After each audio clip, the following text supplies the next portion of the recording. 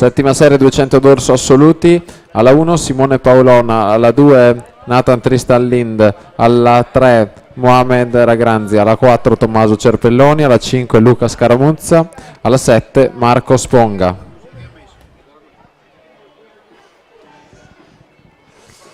Katalin Burian 31,64 in vantaggio di 1 secondo su Arianna Pessina e di 1 secondo e 19 su Megan Talli. Questi passaggi ai primi 50 metri.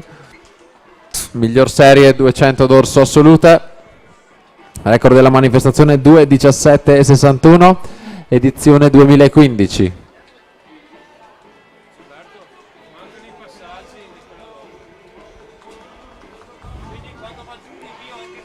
Katalin Burian già da sola in testa al comando ai 100 metri, 1,4,85, 3 secondi e 41 di margine su Arianna Pessina, 1,8,26, Megan Talli 1,8,81 rispettivamente, 35,98 per Talli, Pessina 35,62, Burian 33,21.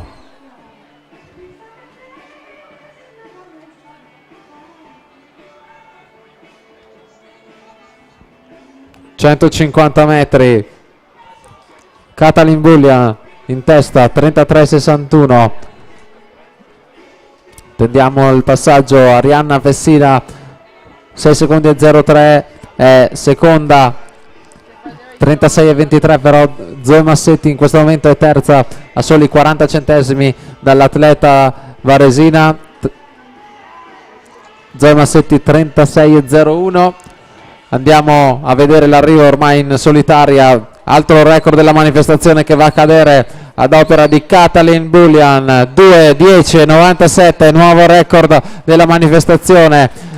Battaglia per il secondo posto che se lo aggiudica Arianna Pessina, 2:19,82 su Zoe Massetti, 2:20,78, quindi Katalin Burian, nuovo record della manifestazione, 2:10,97.